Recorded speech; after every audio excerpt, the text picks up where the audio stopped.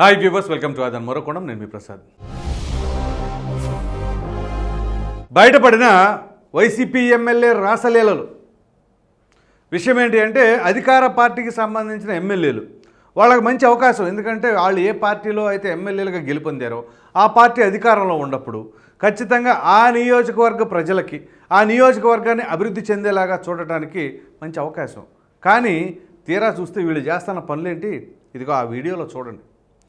ఓ యువతిని బలవంతంగా మరి చేయడానికి ప్రయత్నిస్తూ ఉన్నాడు. సో ఇతను వృత్తిరీత్యా ఒక డెంటిస్టు, సో ఒక డాక్టర్ అనమాట.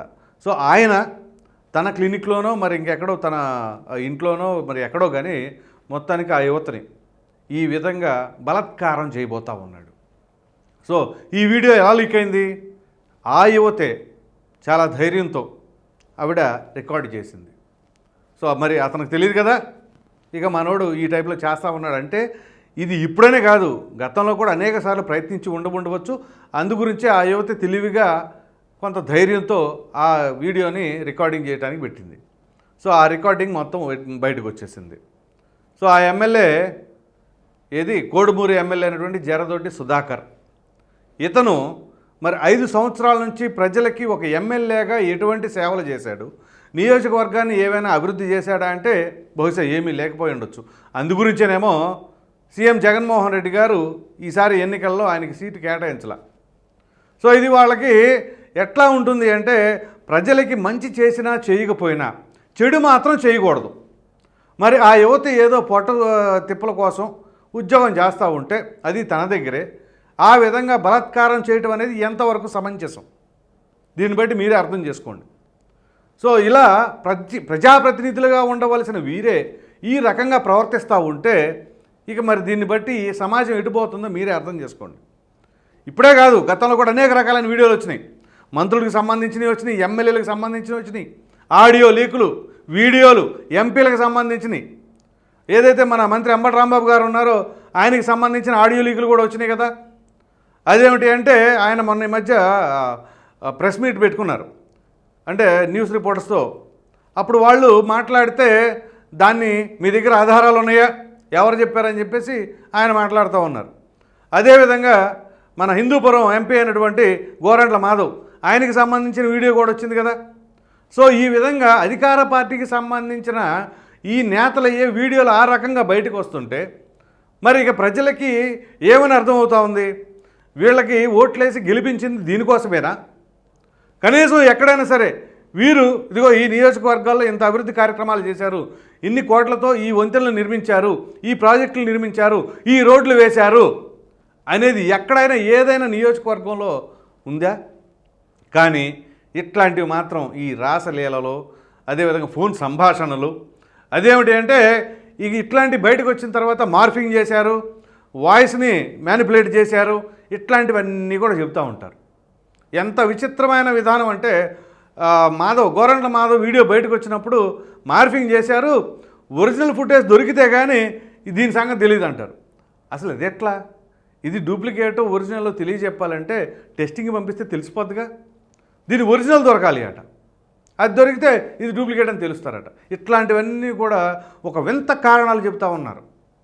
సో ఇక్కడ అధికార పార్టీకి సంబంధించిన నేతలు ఈ విధంగా ప్రజల పట్ల లేదా యువతుల పట్ల క్రూరంగా వ్యవహరిస్తూ ఉంటే ఎట్లా ఉంటుంది? యువతులైతేనేమో ఈ విధంగా బలాత్కారం, లేదు ఏదైనా సరే పార్టీకి సంబంధించిన అంశాలు లేదా ప్రభుత్వానికి సంబంధించి ఏదైనా విమర్శ చేస్తేనేమో దాడులు, అరెస్టులు. సో ఇక ప్రజాస్వామ్యం ఎక్కడ బ్రతుకుంది అనే ఆలోచన, అదే విధంగా అనుమానం ఖచ్చితంగా ప్రజల్లో మెదులుతూ ఉంది. ఇప్పుడు ఈ వీడియో ఎన్నికలు అయిన తర్వాత బయటకు వచ్చింది. ఇదే గనక ఎన్నికలకు ముందు బయట వచ్చుంటే ఇంకెలా ఉండేది? పైగా ఇక్కడ మనం ఏం చెప్పుకోవాలి? ఎవరైనా సరే, ఆ పార్టీ కాదు, ఈ పార్టీ కాదు, ఏ పార్టీ నేతలైనా సరే ఖచ్చితంగా ప్రజాభిమానం పొందగోరితే గెలవచ్చు, అసెంబ్లీలకు వెళ్ళవచ్చు. కానీ ఇక్కడ ఈ విధమైన నాయకులను పెట్టుకొని ఇంకా వైనాడు 175 అంటే ఇక దీనిని బట్టి ఏమై ఉంటుందో మీరే అర్థం చేసుకోండి. సో ఒక నేతకి లేదా ఒక నాయకుడికి టికెట్ కేటాయించేటప్పుడు అతని పూర్వాపరాలు పరిశీలించి అతని నైజం ఏంటి, అతని విధానం ఏంటి, ఇవన్నీ కూడా చూసుకోకుండా 5 సంవత్సరాలు ప్రజలను పరిపాలించేసేయండి, మీ నియోజకవర్గాల్లో మీరే రాజు అన్నట్లుగా వాళ్ళకి టికెట్లు కేటాయించేస్తూ ఉంటే ఇక దీనిని బట్టి ఎట్లా ఉండబోతుంది మన సమాజం అనేది మీరే అర్థం చేసుకోండి. సో ఇది అధికార వైసీపీ అనో లేదా ప్రతిపక్ష పార్టీకి సంబంధించిన ఏ పార్టీకి సంబంధించిన వాళ్ళైనా సరే ప్రజానాయకుడిగా మెలగాలి అంటే అతను ఒక క్లీన్ చిట్ ఉన్న వ్యక్తిగా ఉండాలి ముందు. సో ప్రజలకి మంచి చేసినా చేయకపోయినా చెడు మాత్రం చేయకూడదు. మరి ఆ యువత పరిస్థితి ఏంటి అట్లా ఉంటే? అయినా ఆ పిల్ల తన భవిష్యత్తును కూడా పణంగా పెట్టి లీక్ అయితే తన భవిష్యత్తు ఏంటి ఎలా ఉండబోతుంది అనే అంశాలను కూడా ప్రక్కన పెట్టేసి ఖచ్చితంగా వీళ్ళ నైజాన్ని బయట పెట్టాలి అనే ఉద్దేశంతోనే ఆ వీడియో క్లిప్ని బయటకు రిలీజ్ చేయడం జరిగింది. సో ఇప్పుడు ప్రజాస్పందన ఎట్లా ఉంటుంది మీరే అర్థం చేసుకోండి. సో ఇట్లాంటి వారిన మనం క్యూలో నిలబడి ఎండనక వాననక కాళ్ళు నొప్పులు వచ్చినా నిలబడి ఓట్లేసి గెలిపిస్తుంది. ఎటువంటి నాయకులను ఎన్నుకుంటున్నారో మీరు ఒకసారి పరిశీలించుకోండి. డబ్బు చూసేసామా, మద్యం పంచారని వేసామా, లేదా ఇంకేమైనా చూసేసామా ఏంటి? పైన ముఖ్యమంత్రి గారు పలానా వారు కావాలని వేసామా? లేదు మనకి లోకల్గా ఉన్న పంచాయతీలు ఉంటాయి, ఆ కుటుంబం ఈ కుటుంబం పడదు, సో వీళ్ళు ఆ కుటుంబం ఆ రాజకీయ పార్టీలు ఉన్నారు కాబట్టి మనం ఆ రాజకీయ పార్టీలు ఉండకూడదు, వాళ్ళకి మనకు పడదు కాబట్టి సో మనం వీళ్ళకి సపోర్ట్ చేద్దాము. ఈ విధమైన కారణాలతో మీరేమైనా సరే నాయకుల్ని ఎన్నుకుంటున్నారా? మీరు ఆలోచించవలసింది ఆ కుటుంబాలు ఆ గ్రామ పరిధిలోనే కాదు, బయటికి రండి. ఆ కులం కోడలు ఇవన్నీ కూడా దాటి బయటకు వచ్చి లోకల్గా ఉన్న పంచాయతీలను ప్రక్కన పెట్టి సరైన నాయకుడు ఎవరైతే మంచి జరుగుతుంది, ఎవరి చేతిలో అధికారం ఇస్తే రాష్ట్రం బాగుపడుతుంది, మన యువత బాగుపడతారు, అవన్నీ కూడా ఆలోచించాలి. ఆలోచించకుండా గుడ్డిగా ఒక కులాన్ని చూసో లేకపోతే ఆ పూట ప్రలోభాలకు గురి చేసిన ఆ డబ్బులో మద్యమో వాటిని చూసుకోనో లేకపోతే మీకు మీ పక్కింటి వాళ్ళకి పడదు కాబట్టి ఆ కుటుంబానికి మీ కుటుంబానికి గత 10 ఏళ్ళుగా 20 ఏళ్ళుగా మరి అనేక రకాలైన ఇబ్బందులు ఉన్నాయి కాబట్టి సో వాళ్ళు అటు సపోర్ట్ చేస్తే మీరు ఇటు సపోర్ట్ చేసుకుంటాం. ఇట్లాంటి ఆలోచనలన్నీ ప్రక్కన పెట్టేసేయండి.